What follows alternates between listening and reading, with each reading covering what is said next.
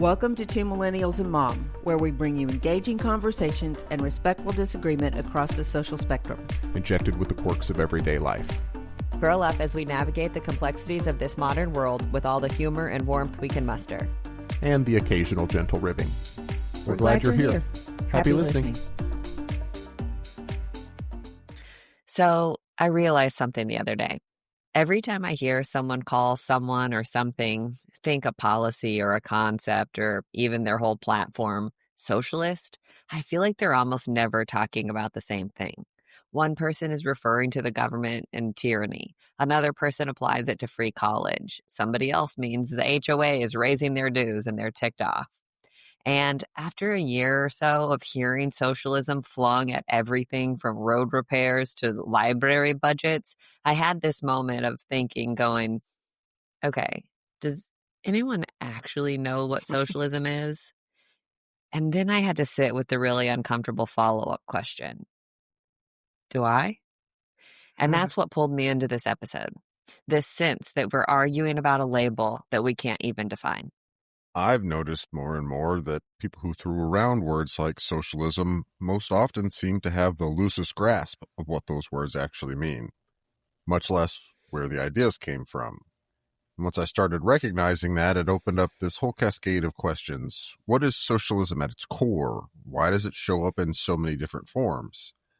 How has it become a catch-all insult for anything someone doesn't like politically?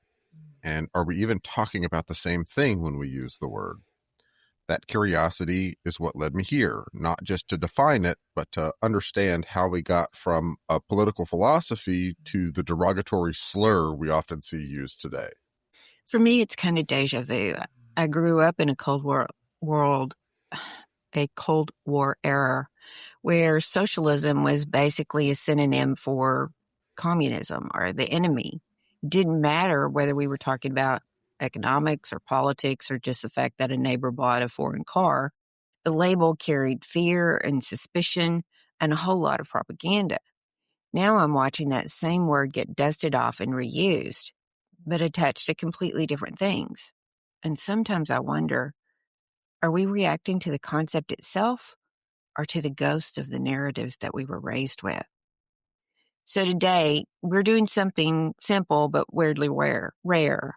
We're going to talk about what socialism actually means, where the definition came from, how it changed in public opinion, and why people keep misusing it like it's seasoning they shake onto every political argument because they're trying to win.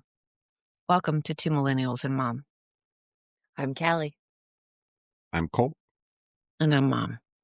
So I find this one fascinating that we all three kind of separately came to, wait a minute, how are we using this word and what does it mean? Right. I feel like, especially if we're all talking about it, it's something that we should start figuring out before we add into all of the chaos that is going on with socialism out there.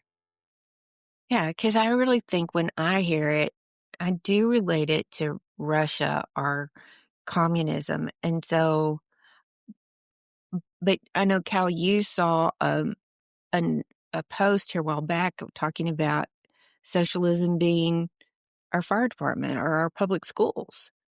And yeah, I mean, that's a real twist from, oh my gosh, it's communism. Yeah. You know, I did. I saw a post that was talking about how socialism in the U.S. currently exists. Public schools, fire departments, Social Security, libraries, highways. And she said when people say they're against socialism, what they really mean is that they're against socialism for other people. They're perfectly fine with publicly funded systems that benefit them.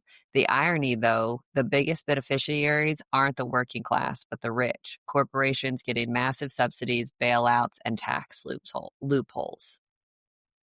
And it really kind of started this debate. This was on Thread. This was Dima from Pretty on Fridays.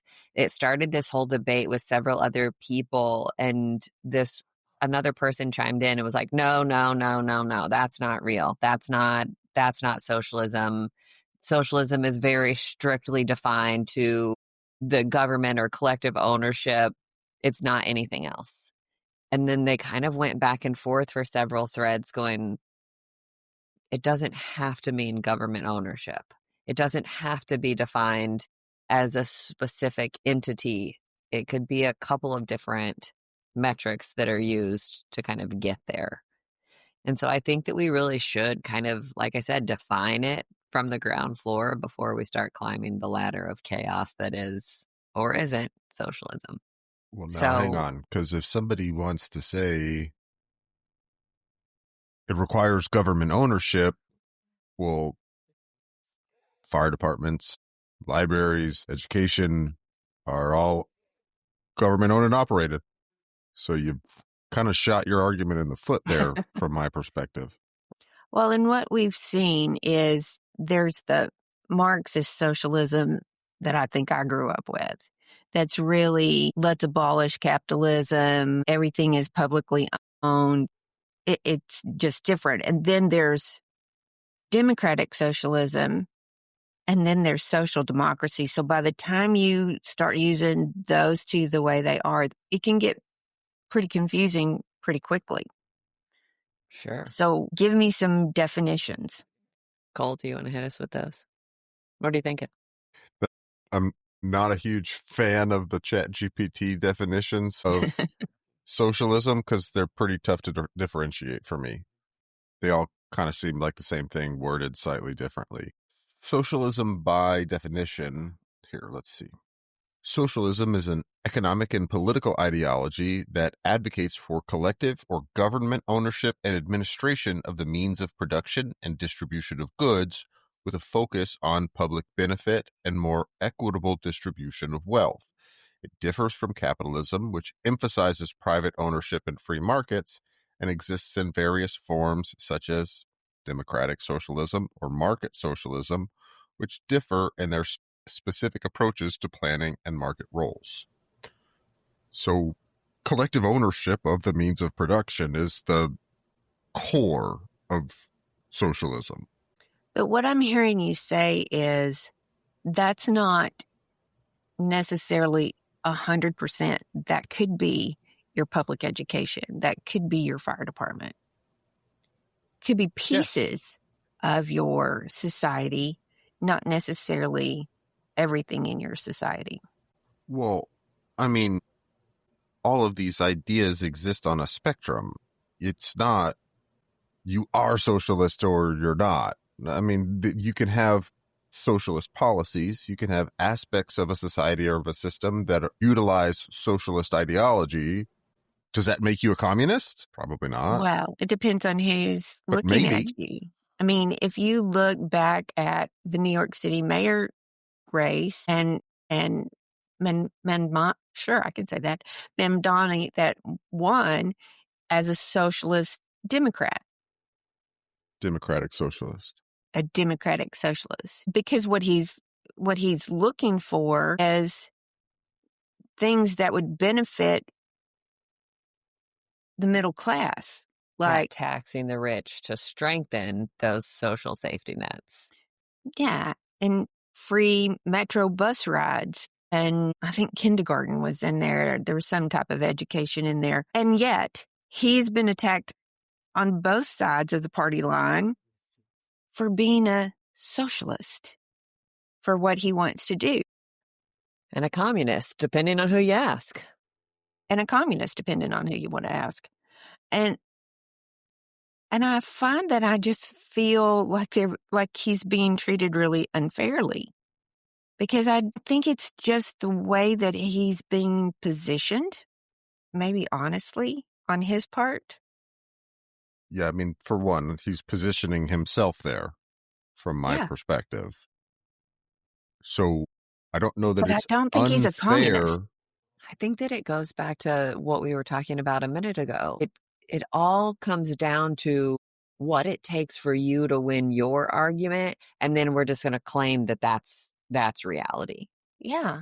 We're kind of back to the my truth thing. Well, that is what I think a communist is, and that is detrimental and harmful to call somebody, so I'm just going to go ahead and throw that out there. Yeah. Just because you call them that doesn't mean anything. It doesn't change the definition of the word that you're using. It just kind of but makes even you if look you're like a using moron. it wrong, doesn't mean that they're not either. What do you Right. mean? Just because I use socialist as a slur doesn't mean the person that I'm calling a socialist, even if I'm not using it correctly, doesn't mean that they're not. I see what you're saying. I mean, a broken clock is still right twice a day. So help me understand. I mean, here's the other thing that I keep coming up with. Denmark, Finland are socialist nations who are our allies. So, and I guess here's the thing. I don't think you have to give up democracy for Well, socialism. Denmark and Finland are social democracies. But they're social democracies. I just think I don't know. I'm just struggling with the definition here So because a I social don't see it as democracy. bad. Well, I think that it probably depends on the perspective in which you're looking at it, right? So if I come in and say, "Hey, let's talk about a social democracy," that's not really socialism in the same form that Marxist socialism is, that communism might be. Social democracy says, hey, we're going to have businesses and we're going to have free markets and you can make money and you can own stuff. But the government is still going to kind of kick into high gear to make sure that everybody has their basic needs met. So, for example, free healthcare, socialized healthcare is something that's really big in those countries. So good schools, public transportation, paid time off, And childcare things that we being want affordable. here in America. Right. But they've kind of, I feel like, and maybe I'm wrong, and Cole, you can correct me if you think that I am. I feel like they did it at a time, Denmark, Finland, Norway kind of did it at a time where you could, I don't want to say like sneak it under the radar. That's not really what I'm saying, but they did it before they had a whole revolt on their hands. And so now somebody has to pay for those things in America. Somebody still has to pay for healthcare. Somebody still has to pay for good schools. Somebody has to pay for the free bus rides that Mamdami is talking about. And everybody's like, well, we don't want to pay for that. Well, that doesn't benefit me.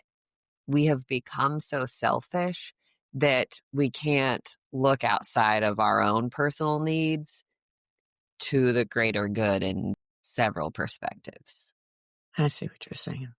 Well, I mean, I think there's very much a razor's edge to walk, because you can say we want everybody's opportunity to be equal. The further you move to true socialism, the closer you get to we want everyone's outcome to be equal as well.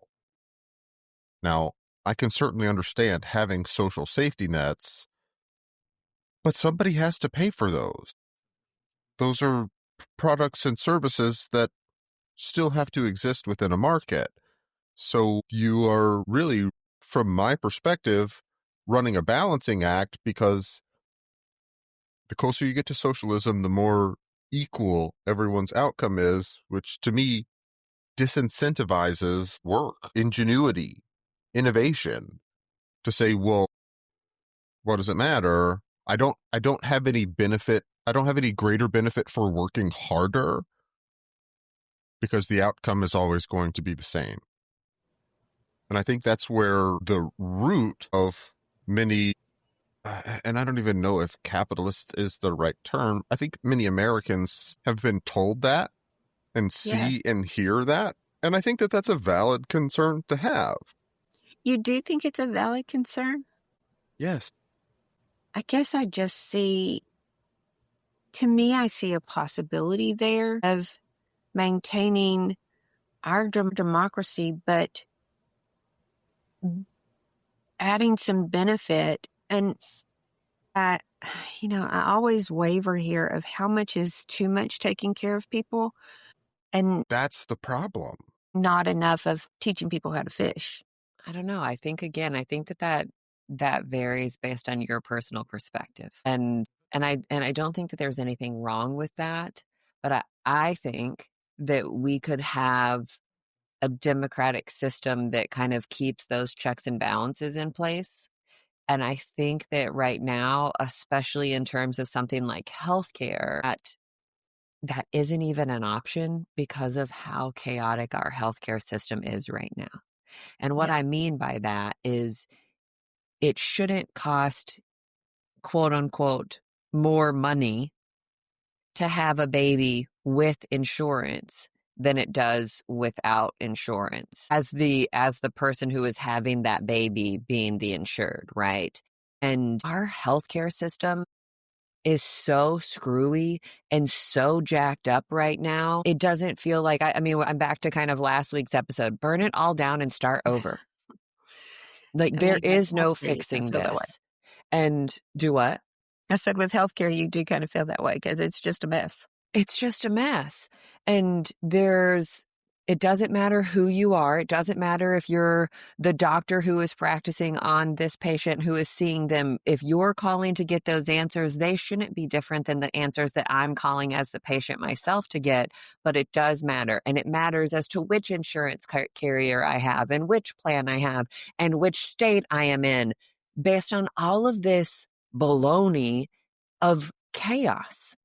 And so I feel like we don't have even a chance to entertain the idea of any kind of universal health care without the overwhelming reality that is, we got to start over because this shit sucks. And that's really bureaucracy. Yeah, exactly. And so like it has become this incredibly daunting task that nobody wants to take on and nobody wants to try and tackle. And then let's go ahead. I don't know a ton about this, just throwing it out there.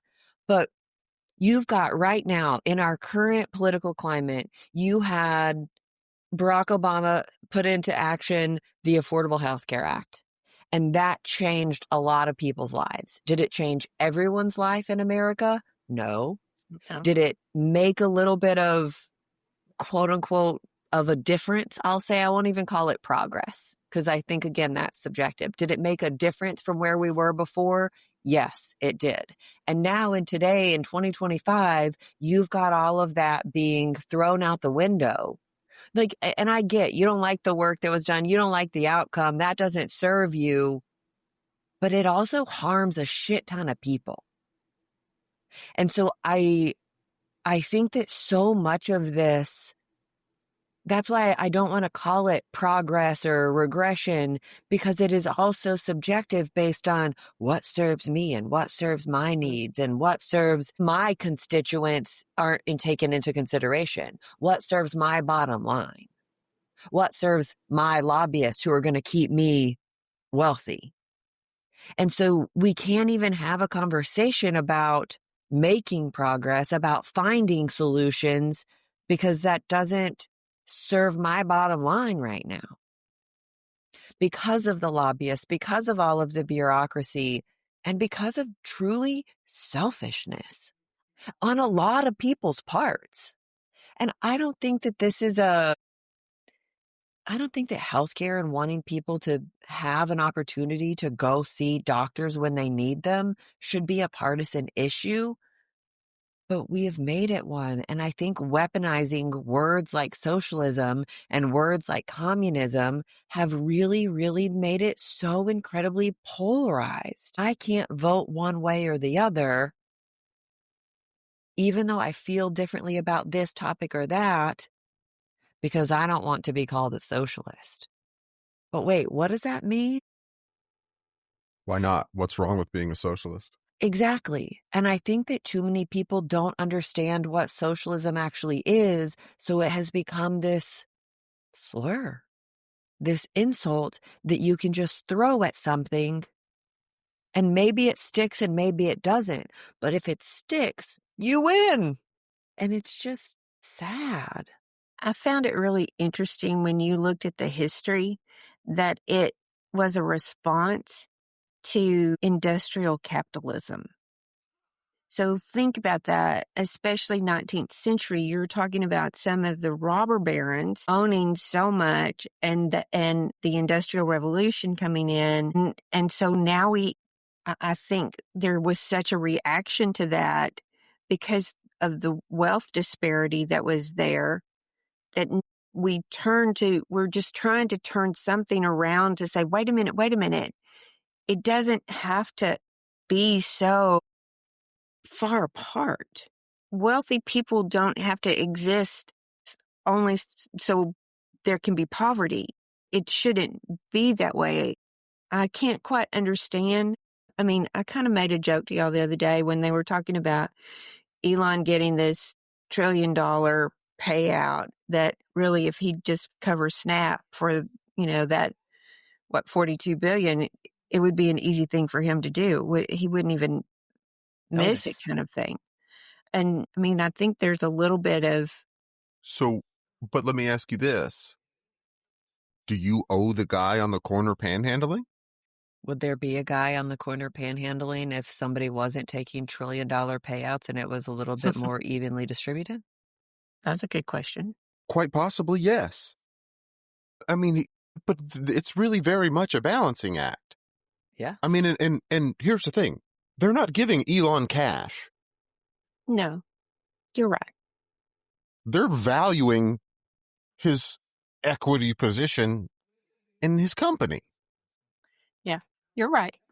And like, I understand what you're saying. Yeah, it would be really easy for him to write the check and call it a day. Yeah, but here's the thing. When he writes that check, he's taking out a loan against his assets. Is it up to him to go into debt for everyone else? Like, Well, is that his individual responsibility? I don't think that it's his individual responsibility. I don't. But I do think that he has some responsibility, as do the rest of us, who are not having $1 trillion valuations and $1 trillion quote unquote payouts. I think that we all do. I think that that is part of the price that you pay to be a citizen of this country. That is what everything is supposed to, of the world, but specifically of this country. Hey, whether I was born here or not, whether I came here as an immigrant or not, the moment that you're a citizen of this country, that is you agreeing to take part in our society. And if you don't want to do that, that's fine. But don't sit here and shit on it when you're not willing to leave either. Like, this is what it is. I'm sitting here kind of like you, Mom, thinking about the history of how we got here, but socialist ideas were originally to provide power for workers and labor protections and to prevent exploitation. I'm sitting here, which I think is a little bit weird, us being from the South, and maybe I just haven't had as much face-to-face time with it as somebody up north or somebody else, whatever. But I have a bunch of friends who came from Wisconsin who labor unions are a big deal, a huge deal, much, much, much bigger of a thing than they are than I've ever experienced down here. Right? You've got, whether that is UAE, the United, or UAE, I don't even know what I'm saying. United Auto Workers, or industrial United Steel Workers, or the Teamsters. I mean, the American Federation of Teachers, National Education Association, Service Employees International Union. Like, these are all humongous labor unions who were put in place to take care of those workers. And so I think that we've got to remember that as part of the history of socialism, this wasn't just put in place in communist countries so we can control everybody. This was put in place in lots of other various formats as well, including right here in America. And I think you're right, Mom. I think in lots of different ways, have played such a role, a marketing role, in making that brand of socialism bad, negative, derogatory, foreign, dangerous. It came about because of exploitation. You don't have to fight for your rights if you are given rights. Right.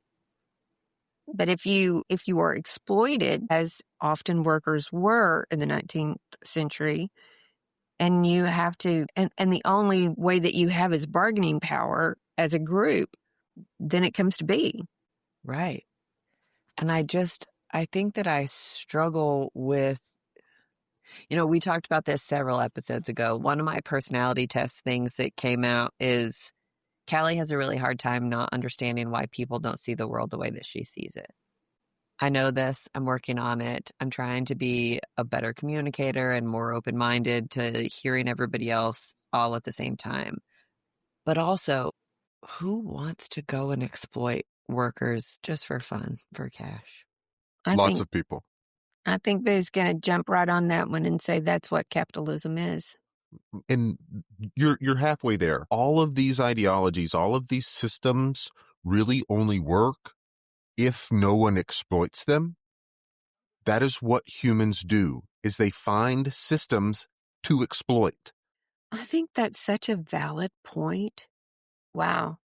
I mean, is there an option, and this is kind of a tangent in and of itself, but is there an option for a system for any society to moderate itself, to take what is kind of planned in theory and apply it practically consistently?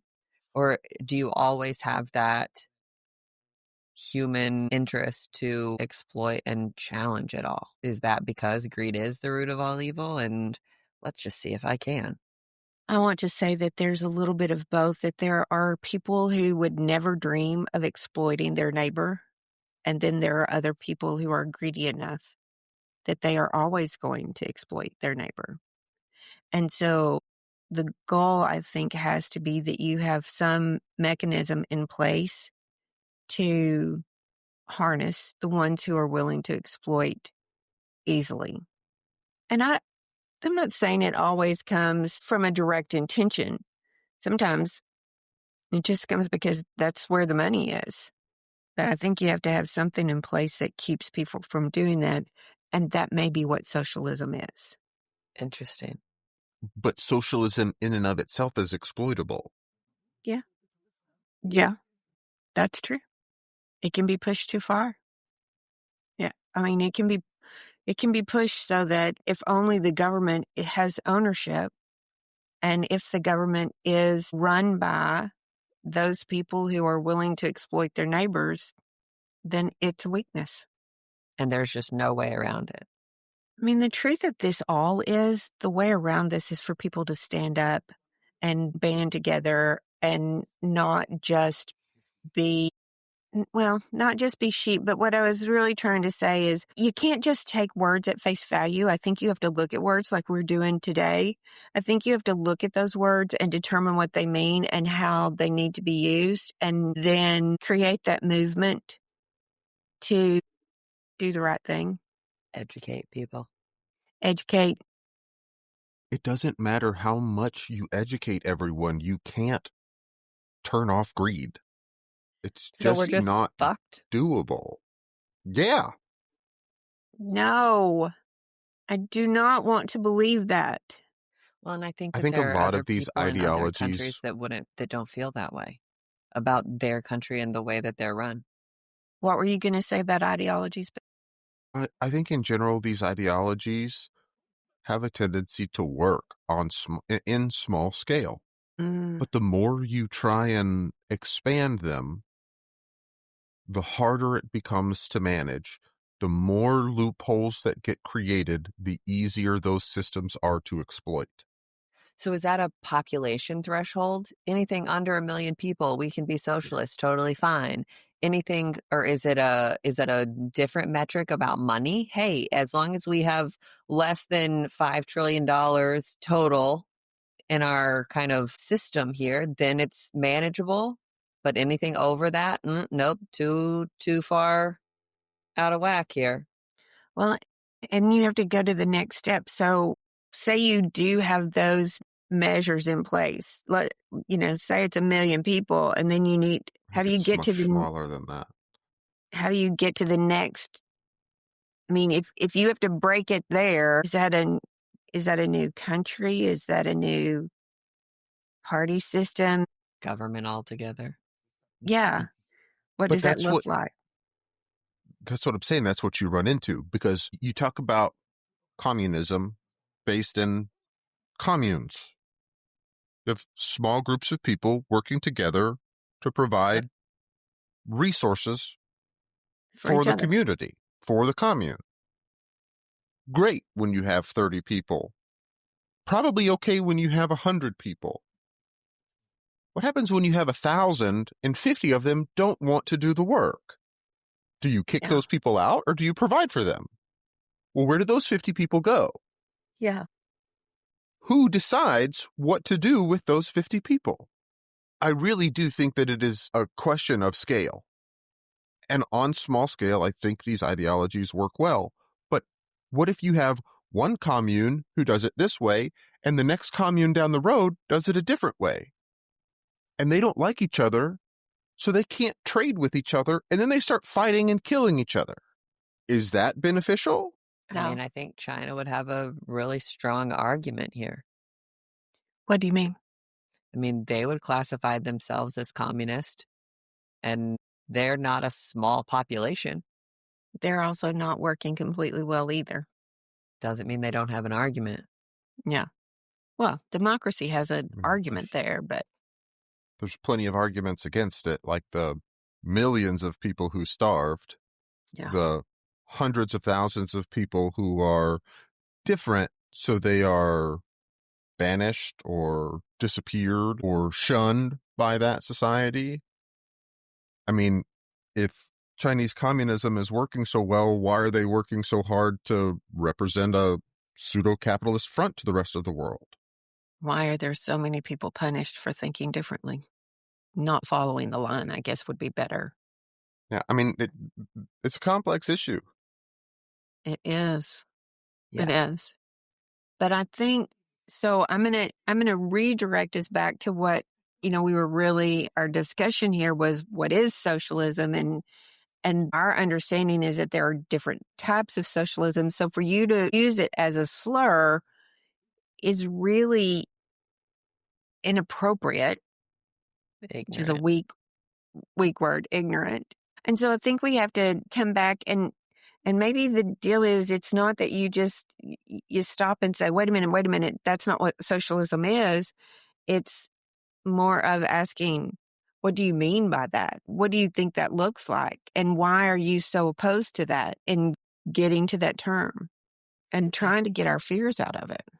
I think part of that is kind of the old Maya Angelou adage of, when people tell you who they are, believe them.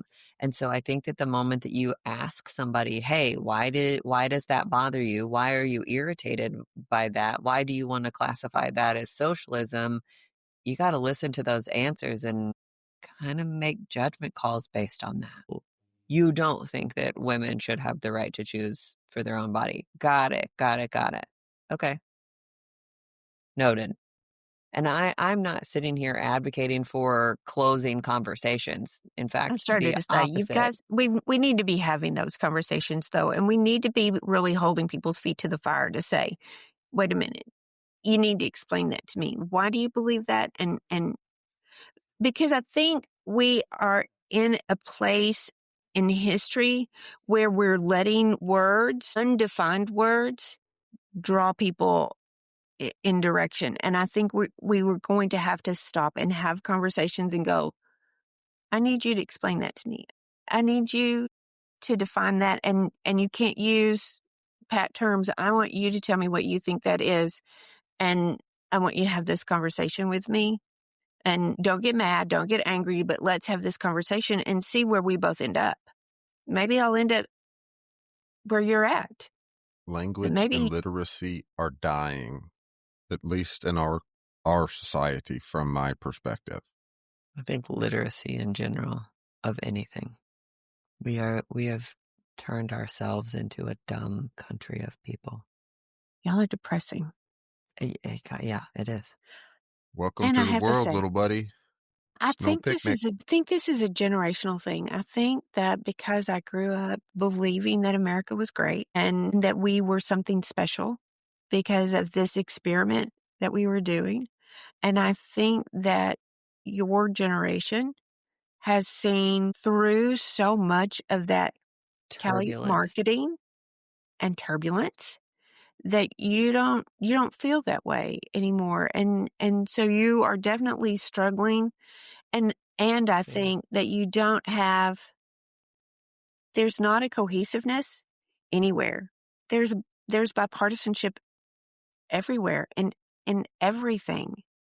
Should you send your kid to school when there's a worldwide pandemic, and should they wear a mask, or should women be allowed to, be responsible for their own bodies? And that is so divided that I understand where you guys are coming from, because I think that that's all you've seen.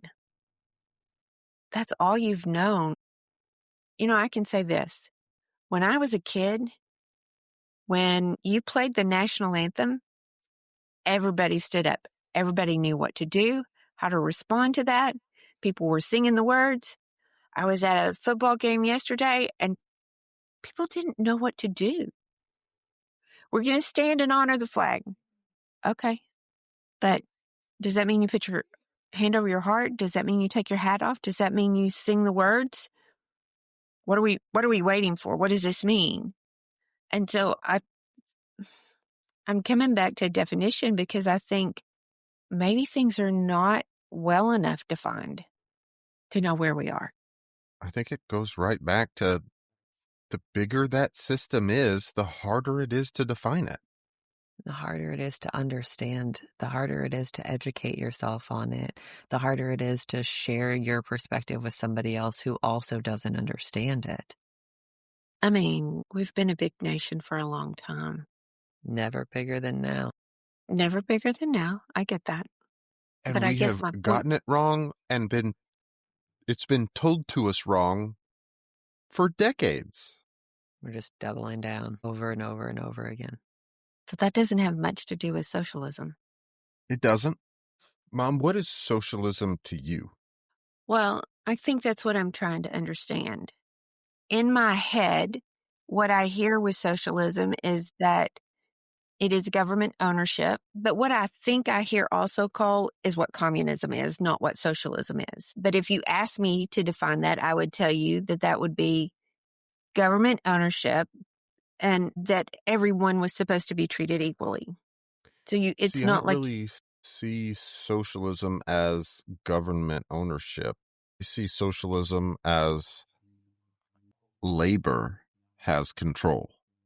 I Well, guess, does that mean that labor is the government? I don't think labor is the government.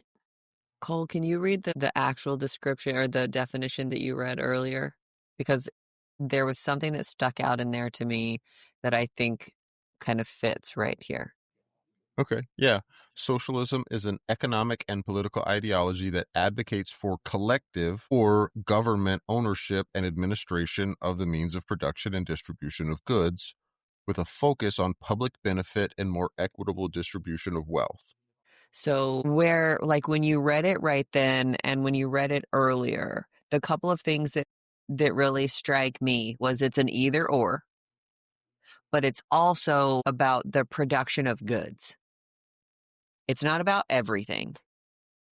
It's about the productions of goods that I think is really important here. So then you're talking about, kind of like you said just a second ago, Mom, you're talking about the people who are producing those goods. Those are your workers. Are your workers your government all of a sudden? And so I think that we've got to step back a little bit and say, hey, this is maybe less government than our brains want to immediately take us to, and more collective action, Oh, I think that's interesting. rather than this is a government fundamental plan and idea concept that is going to be blanketed over everybody. Because I Yeah. don't think that it has to be that. I think from looking at our definitions, you're right. It doesn't have to be that. And that it can be not necessarily an either or, but a combination Right. of multiple things. And I think that you're seeing right now a little bit of that combination. You've got, in the United States, you've got the government saying, hey, we're going to take care of Social Security. We're going to take care of we're going to kind of dip our toes into the healthcare space. And we're not running healthcare, but we are telling you guys how you can run it. And I think that that is both good and bad. And then I think that you can also look at it there was another, and I was just sitting here thinking about, I don't know. I think in general, you can say that we're kind of mixing that right now. And prisons was the other thing I was thinking about. So you have both public prisons, public or like privately done prisons, as well as government run prisons. And a lot of people will tell you, well, the government is too big and can't do anything well. So why would we think that having the government do more is a good idea? And I think that there's some serious validity to that. But I think that prisons was the one that I went to kind of in my brain, because there are some people who are running prisons privately right now who are also doing a total shit job. And so I don't think that we can just sit here and kind of slap this blanket statement on it and say, okay, these industries, they're going to be run over here, and these industries, they're going to be run over here based on private or government.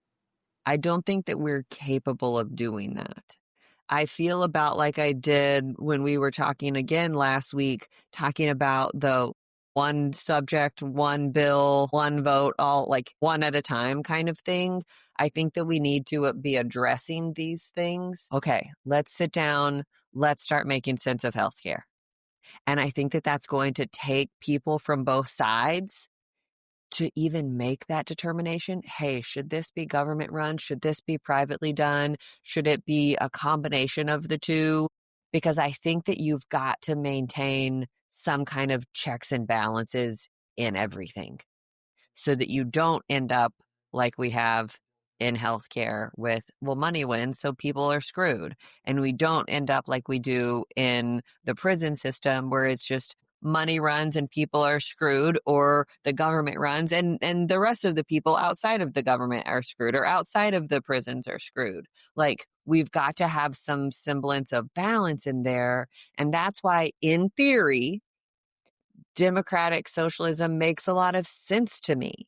It's a little bit of both, right? Yeah. We're going to share some of these things. We are going to lean into the people who know them much better than we do, into their thoughts, their ideas, their plans, their experience, and take out all of the good things that we can and continue to course correct as we go. Because none of this, like, I feel like in so many ways we're trying to treat our government, our democracy, like a crock pot. Like, just set it and forget it. It'll figure the rest. It'll do something. But we can't do that. This is an active job for every single one of us to work towards and to maintain, and to, whoa, hold on. You're getting a little too far. I feel like instead of like a crock pot, it needs to be a little bit more like we're all wrapped up in a rubber band. If something stretches over here, it means it has to give over here. Is everybody cool with that? Like, it just feels like we're kind of locked in this hamster wheel of chaos that changes and revolves with each administration and with each next person coming into power, whether that is political power or financial power. It's just something's going to happen. We'll see. And I just don't think that it has to be that way. Where you want to go? I don't know. I think D would be really good. How it's easier to say socialism than to name what you're angry about. Yes. Because we've kind of done C. Okay.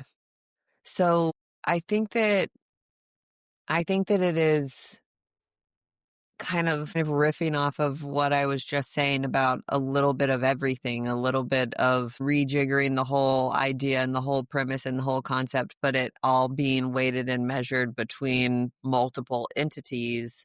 I think that we've got to be really careful to talk about our frustrations outside of these kind of misnomers, if you will.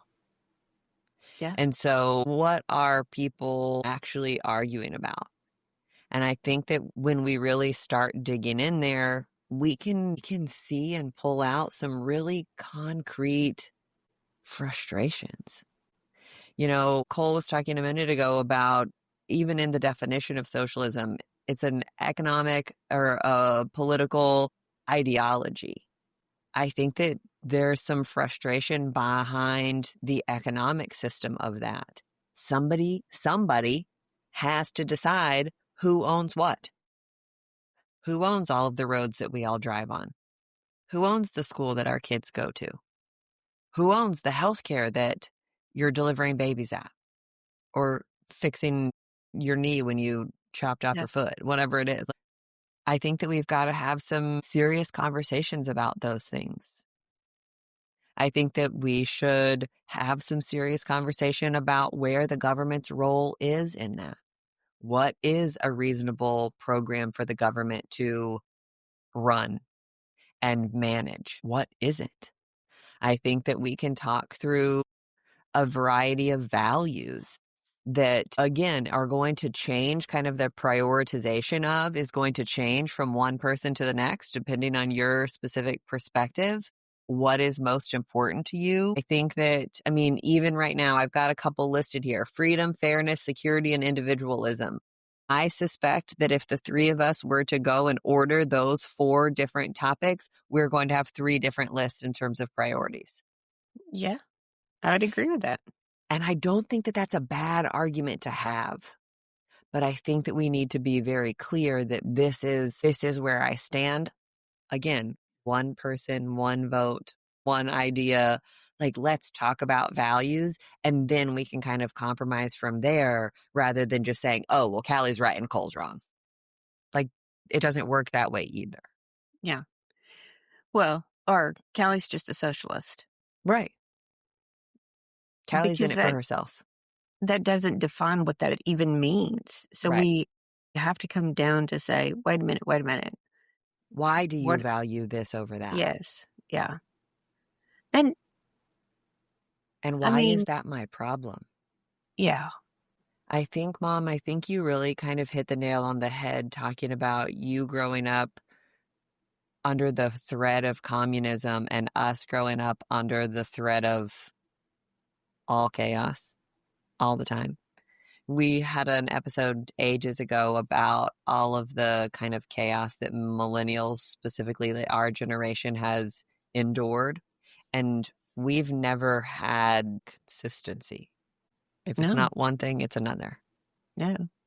I would say that the only time that you guys in your lifetime have seen consistency would have been 9/11, and y'all were both little. Mm-hmm. You're right. I think you're totally right. But what was that was a precursor to a whole bunch of us going, whoa, whoa, whoa, whoa, whoa. You think we should point the finger at who for what reason? You think we should point the finger at them based on what data? And so I think that there is a lot of difference between, and we've talked about this before, between your generation's trust in the government. Hey, let's stand up for the flag and for the national anthem, and this is what we do, and this is how we function, versus our generation who has had none of that stability, who has seen none of that American dream come true, has just been here for only turbulence, and we have a lot greater fear of the government and what that means. We don't have that same trust in them the way that you did, especially the way that you did growing up. I 100% agree with that. I just think that there's, these are all worthy conversations and worthy debate topics that we can only make progress on if we're really, really open and honest about and specific about what it is that we're talking about and why it is important to us. And I'm not sitting here again saying socialism is the way. Socialism is going to fix everything, because I don't think that it does. But I do think that it, specifically in this conversation, has been an avenue to which we could get down to a more finite discussion about what is important to all of us.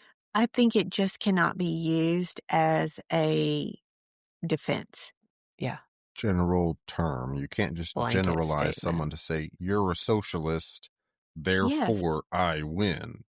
Because Yes. I think there are aspects in socialist policies that are probably beneficial for a society. Definitely. Going right back to how we've talked about capitalism here recently, carefully regulated. Yeah. And that's kind of, you're calling it carefully regulated. I'm kind of using that same mentality when I'm sitting here talking about checks and balances. I don't want one group, one entity, one government to have all of that power, because I want that same careful regulation. And I think that you've got to have a meeting of the minds rather than a gavel drop. Yeah, you can't do it carefully if you don't have all of the perspectives. Right. Agreed. And I think, just to really throw a nice little wrench into all of this, I think that we have to kind of take the concept of DEI and apply it here. We have to allow these conversations and these beliefs to be fluid.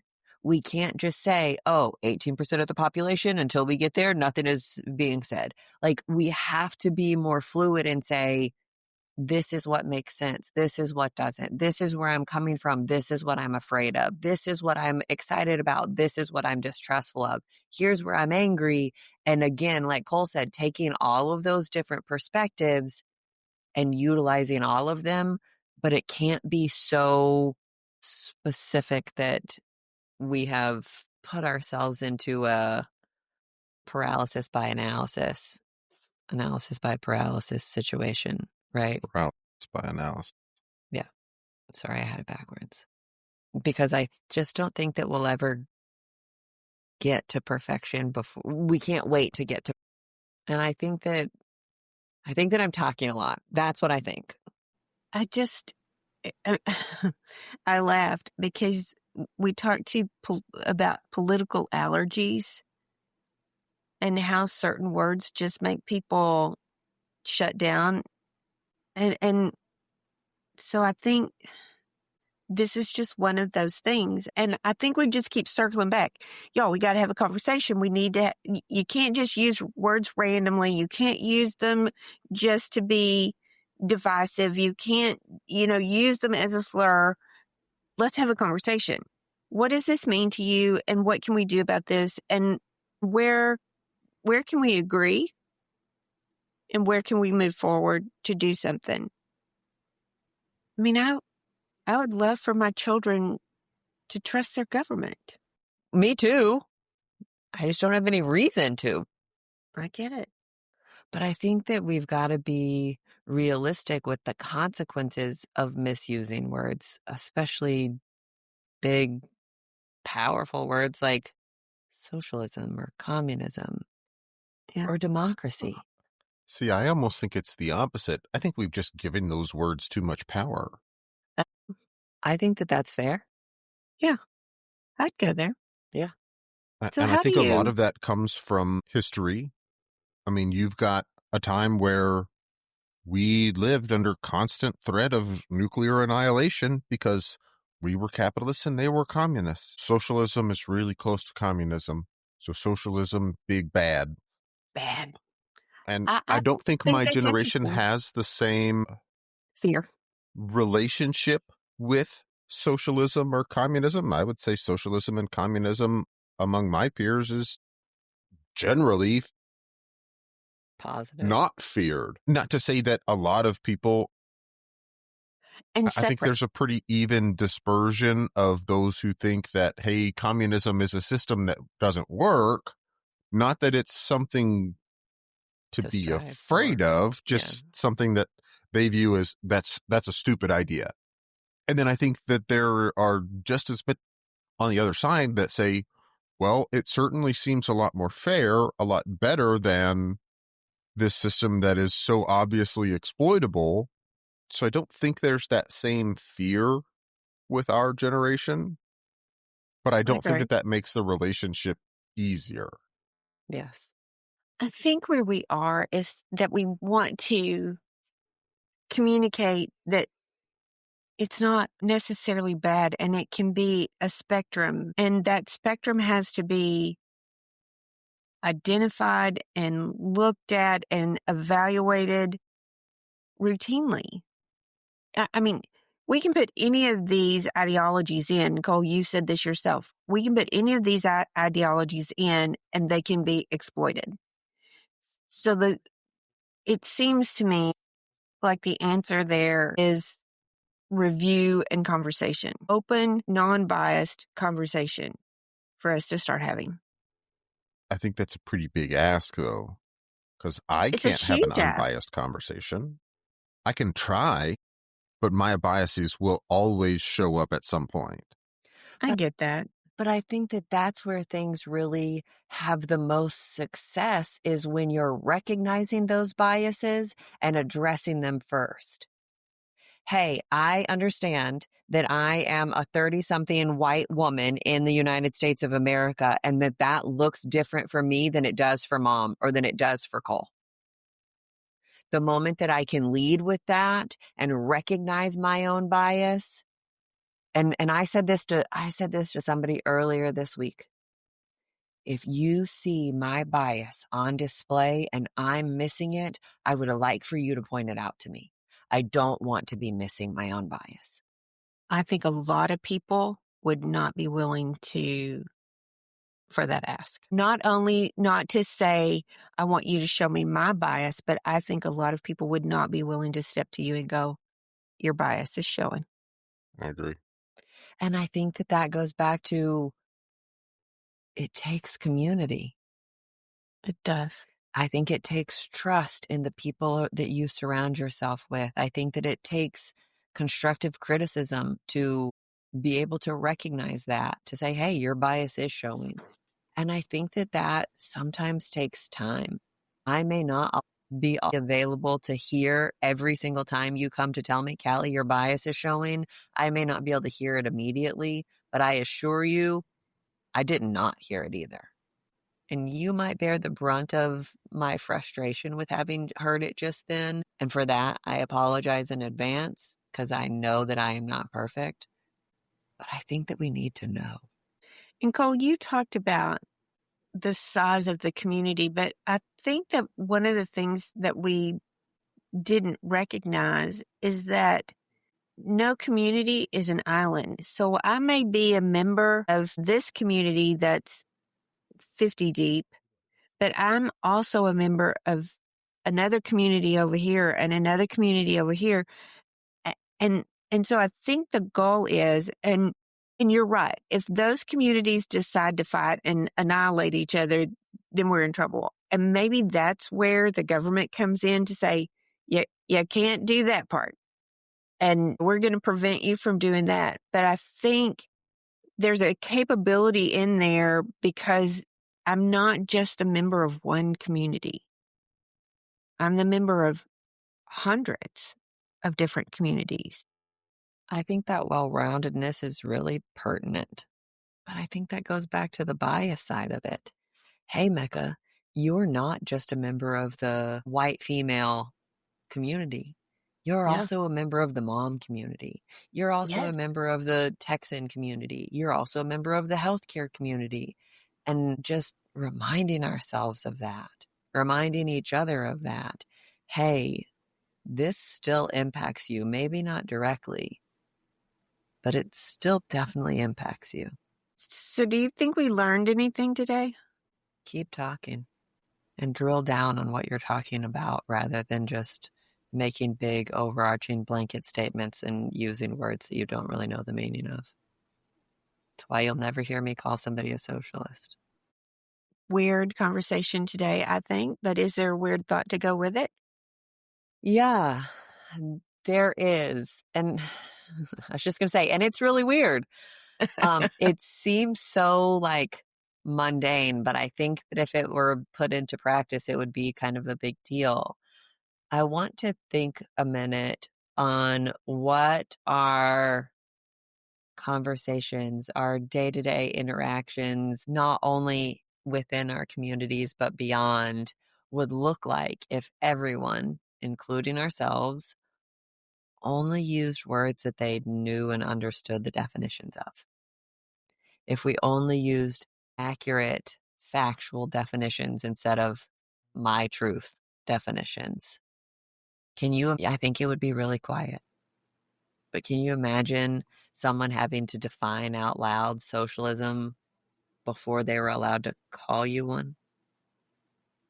I wonder, there are some words there that I think, like, could you use the word love? Because is that the same for everyone? Or happiness? Or joy? Pretty? Yeah, there's a lot of subjectivity in there. A lot of subjectivity. But again, it's an invitation to say, what does it mean to you? So it would be a very interesting thing. It might also be a hindrance, because maybe you couldn't put the words together to create a new idea. Yeah, I think that's a good point. So I don't know if it's a matter of only speaking words that I understand, but only being willing to speak words that I'm really willing to listen to your meaning about. I go to red. My red is one color, but your red is a different color. Is yours really burgundy and mine's cranberry? And, I don't know that. And I don't know that I want a world that is so specifically defined. Isn't that funny? Earlier in this conversation, you wanted specific definitions and to better understand the specific, but which I'm not faulting you for. But how, again, like you're saying, those specific definitions can also be a hindrance and can stifle creativity and curiosity and intrigue all at the same time. Yeah. It's like Cole said, we're living on a razor's edge at all times. That was a weird one. Okay, who's got my happy story, my good news story? So our good news story this week comes from Wichita, Kansas, where when a payment system went down at Tacos TJ 664, family realized they didn't have enough cash to pay just when they were craving their favorite shrimp tacos. Just as they were about to walk off, a stranger named Jared stepped in, handed them a $100 bill, refused any repayment, even Venmo, and insisted they stay and enjoy their meal. After they paid, he quietly gave the change as a tip to the overworked staff. The family's grateful Facebook post in a Wichita foodie group exploded, helping people identify him. Jared shared that his kindness comes from a deep place. He grew up poor and was raised by a family who took him in when he needed them most. To thank him, the restaurant made him the official Wichita Taco Hero, complete with a certificate and free tacos for the rest of the year. Well, that was $100 well spent. I hope he likes tacos. We're also sitting here towards the end of November, and this all took place in, I believe, July. And so it was a substantial amount of tacos that he got for the rest of the year. And I think he deserves every single one of them. But what a nice thing to do. I gotcha. Yeah. Enjoy your meal. I gotcha. That's exactly what it is. I got you. Don't worry about this. That's a pay it forward for sure. Shout out to Jared and to Tacos TJ664 for them being just having some fun with it and making him a taco hero. Fun. It's a good one. Yeah. Kindness is powerful. And it doesn't take a whole lot. $100. sometimes less. I was reading another article that was saying, it was quoting him, and it was talking about it doesn't have to cost you anything. Kindness can be completely free. You just have to choose to give it out. Yeah. I mean, but he wasn't looking for glory or free tacos. No. He just overheard a conversation of a family that he could help. And he did. And he did. And then helped the tip part, even not taking anything back, just giving. Yeah. Good one. Okay. This was an interesting conversation, you guys. Yeah, it was. I love Love you ya. both.